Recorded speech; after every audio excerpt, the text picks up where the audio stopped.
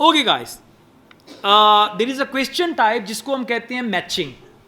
बाज़ वक़्त मैचिंग में आपको सेंटेंस के साथ सेंटेंस मिलाना होता है, बाज़ वक़्त मैचिंग में आपको नाम जो हैं वो मैच करने होते हैं स्टेटमेंट्स के साथ। ठीक है, अब ज़रा यहाँ पे देखिएगा क्वेश्चंस 33 to 37 और नीचे दिया हुआ है लिस्ट ऑफ एक्सप्लोरर्स। अब काम की बात ज़रा सुनिएगा, यहाँ पे क्वेश्चंस जो हैं वो ऑर्डर में नहीं हैं, लेकिन अच्छी खबर क्या है, जो लिस्ट ऑफ एक्सप्लोरर्स दी हुई है ये ऑर्डर में है। सबसे पहला काम आप लोगों ने क्या करना है, जो ये लिस्ट ऑफ एक्सप्लोरर है ना, इसको आपने पैसेज में अंडरलाइन कर लेना है। ज़रा देखें जाके पीटर फ्लेमिंग का वर्ड कहीं पे मिल रहा है। पीटर फ्लेमिंग, पीटर फ्लेमिंग, आए ज़रा थर्ड पैराग्राफ के दरमियान में, third paragraph fourth line, explorer and travel writer Peter Fleming. मिल गया? ठीक है। अच्छा, एक काम और भी करना है, दो तीन तरह आपके पास होने चाहिए। एक हो अंडरलाइन टूल आपका, कि आपने कुछ वर्ड्स को अंडरलाइन करना है। एक टूल आपका है इन सर्कल। अब आपको पता हो कि जी जो साइंटिस्ट के नाम है, अगर अंडरलाइन करूंगा और ढेर चीजें अंडरलाइन की हैं, पता कैसे चलेगा? इसको इन सर्कल कर लें। एक टूल यूज करें अंडरलाइन टूल, एक टूल यूज करें इन सर्कल, और एक टूल यूज करें ब्रैकेट्स वाला। ठीक है, ताकि आपको पता हो। अगर आपने इसको अंडरलाइन किया तो शायद वो मिसअप हो जाए कहीं पे, राइट? तो इसको आप इन सर्कल कर लें, पीटर फ्लेमिंग। अब जरा आइएगा देखते हैं कहता क्या। अब करना क्या है, यहाँ पे आपने सबसे पहले जो है उसका जो नाम है उसको पढ़ के उसके बाद उसकी स्टेटमेंट देखनी है। और अक्सर औकात ना स्टेटमेंट जो है वो इन्वर्टेड कॉमास में होती है अक्सर औकात। लेट्स सी, पीटर फ्लेमिंग मिल गया सबको? अब इसको पढ़ते हैं। Peter Fleming talks of the moment when the explorer returns to the existence. इधर देखें, एक्सप्लोरर रिटर्न्स टू एग्जिस्टेंस का मतलब है जब घर वापस आता है। ऐसे मुश्किल वर्ड यूज करेंगे समझ ही ना आए। एग्जिस्टेंस क्या है? जहां से वो बिलोंग करता है, जहां पे वो एग्जिस्ट करता है। When explorer returns to existence he has left behind. अब पीछे क्या हो सकता है? Family, house, children and all that he has left behind which is loved with his loved ones। अब इसके साथ मैच करें कोई एक स्टेटमेंट।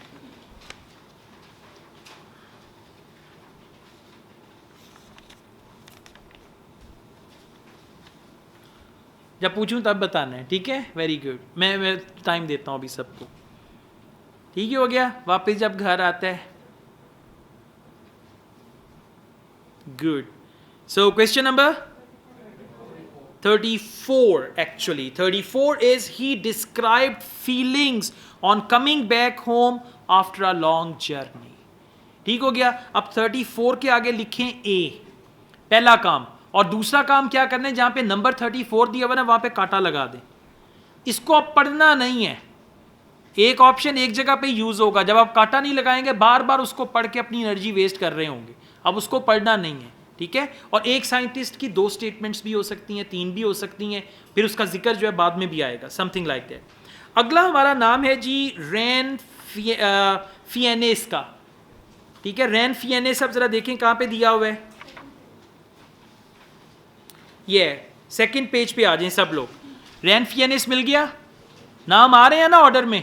अब ये चीजें ज़हन में रखनी है, इसको भूलना नहीं है। ये मैं पढ़ रहा हूं, ये Ran Fiennes dubbed the greatest living explorer said. अब देखिए आगे फिर इन्वर्टेड कॉमास आगे, an explorer is someone who has done something that no human has done before and also done something scientifically useful।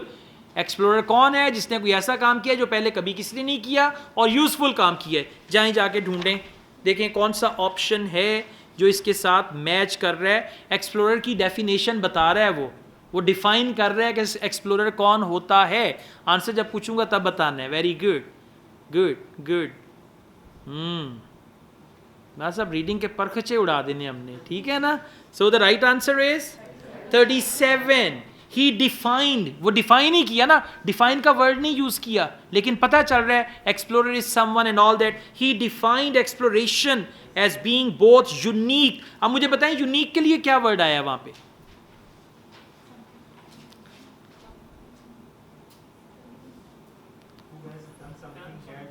हाँ, who has done something that no human has done। और फिर value for others के लिए या value to others के लिए आगे चलिए ना, साइंट के लिए क्या, यूजफुल, वैल्यू टू अदर्स का मतलब है यूजफुल एज वेल। तो 37 को भी यहां पे काट दें, ठीक हो गया। अच्छा जी, so this is how you just have to go on. उसके बाद आप सी को पढ़ेंगे, Chris, and you can just do it all. एक चीज और भी बताऊं, एक साइंटिस्ट का नाम 2 दफा भी आएगा, एक बात, और दूसरा ये भी हो सकता है कि किसी साइंटिस्ट की कोई स्टेटमेंट ना भी हो। अब जरा हम सी को करते हैं, क्रिस बोइंगटन और जो भी है, क्रिस पे आ जाएं सब लोग। क्रिस का वर्ड ढूंढें जरा, इसी से अगला। अब मैं पढ़ रहा हूं ये, Chris Bonington, a leading mountaineer, felt exploration was to be found in the act of physically touching the unknown। ठीक है, माउंटेनियर कहते हैं जो पहाड़ों पे चढ़ते हैं उनको, राइट। सो वो क्या बोल रहे हैं, exploration was to be found in the act of physically touching the unknown, you have to have gone somewhere new. अब देखिए कोई ऐसी चीज है जो इसके साथ मैच कर रही है। 2 चीजें उसने बोली हैं, act of physically touching the unknown, you have to have gone somewhere new।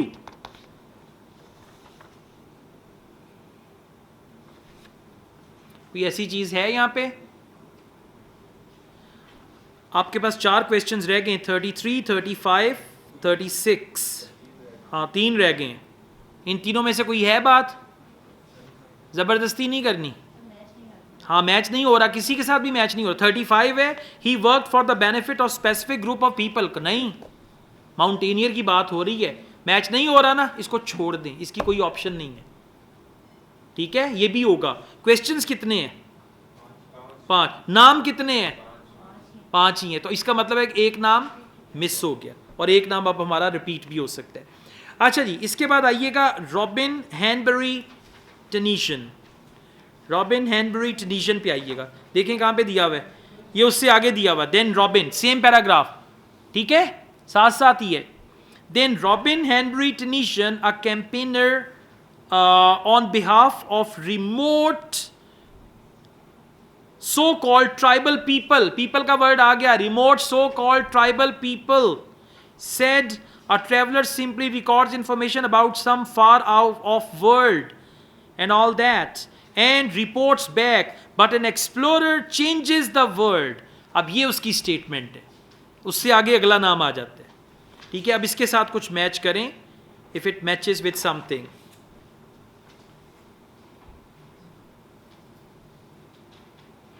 Tribe की बात की है उसने, exactly. 35 is he worked for the benefit of specific group of. अब मुझे बताएं स्पेसिफिक ग्रुप ऑफ पीपल क्या है? ट्राइब। वर्ड क्या यूज किए? A campaigner on behalf of remote so called tribe peoples said, यानी उनके बिहाफ पे उसने कहा, tribe people, right. So actually that is going to be the answer here. ठीक हो गया, 35 को भी काट दें। What is the next name?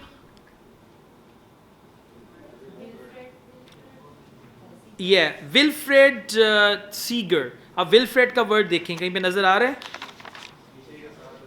इसी के साथ साथ ही अगला, विल्फ्रेड सीगर। नाम जैसा भी पढ़ा जाता है पढ़ें, कोई मसला नहीं है, आपने किसी को पढ़ के थोड़ी सुनाना है।